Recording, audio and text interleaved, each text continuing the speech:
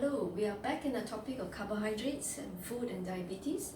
And so we come to the last section and we are talking about movement and the importance of being able to be active and to get moving.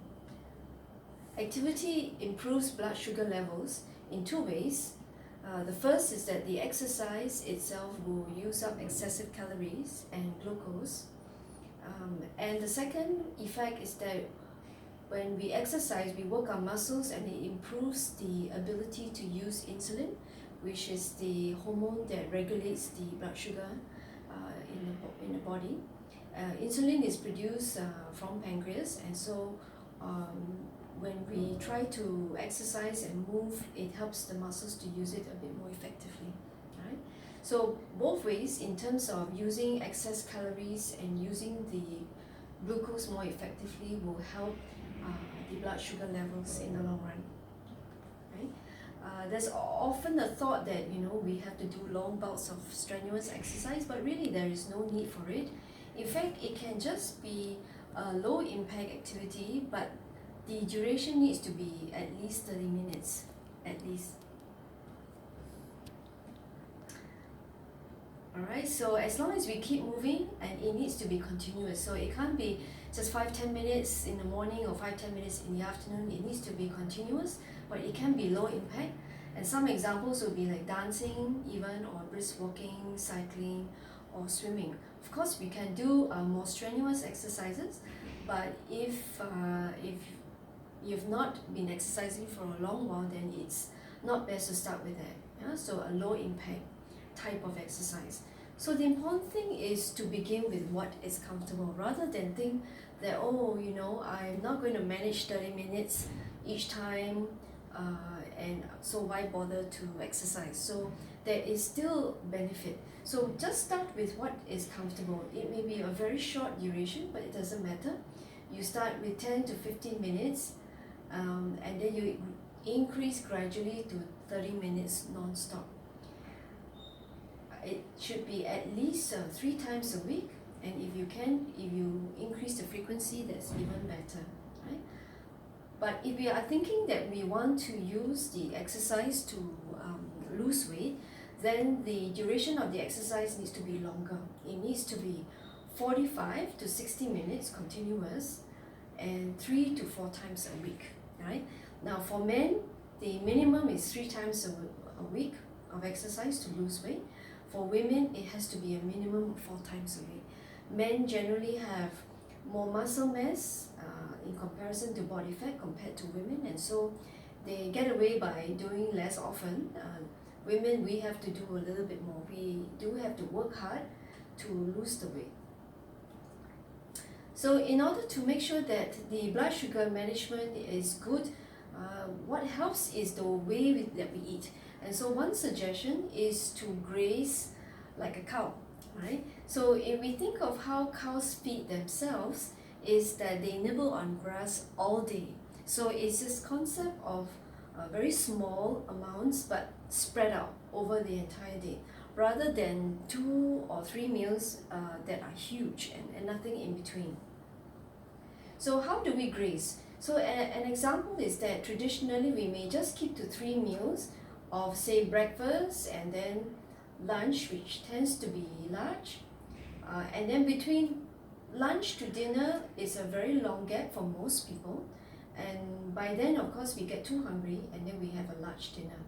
So most of us perhaps eat in a similar way, where we just keep to 3 meals, or some of us don't even have breakfast, but we have very big meals at 12 p.m. at lunch and a large dinner at night. Okay? Large will mean that the carbohydrate content would generally be more than ideal, and so it is not the best in terms of blood sugar management. Okay, so when we graze, what we do is that we make sure that the meals are smaller and the gap of time between meals are shorter. So it's only about 3 to 4 hours between the meals. So for example, breakfast is at 8, lunch will then be at 12. That is 4 hours. Okay, you can't really want to have a small lunch if the lunch was late, because chances are, we will be too hungry if the gap of time is too long and the first meal of the day was very small. Okay, and so once we are too hungry, we will tend to overeat, and you would end up a much bigger meal. So if you keep it to about 4 hours, by 12 p.m. most of us will feel hungry, but at least we're not starving, and it will help us to eat a nice small lunch. From 12 o'clock to dinner, say if it's at 8 p.m., you can see that it's almost 6 to 8 hours duration, and really this is a very long gap. If you don't have anything in between, by dinner time, you will be starving, and it's very hard to keep to a small dinner. We will end up overeating again. And so between 12 to 8 p.m., 4 hours again, after 12 p.m., roughly around 4 p.m., and this is the time that we should have a snack. And then from the snack time at 4 p.m. to 8 p.m. is again another 4 hours. So this will be just nice. This tea will just help to bring a cup of energy, and then you will just carry you nicely to dinner. And by this time we'll be a bit hungry, but at least we won't be starving, and so we can keep to a lighter dinner.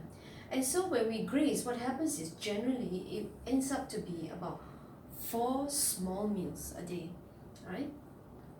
Okay, so we have to eat and drink every 3 to 4 hours, and we really cannot skip any.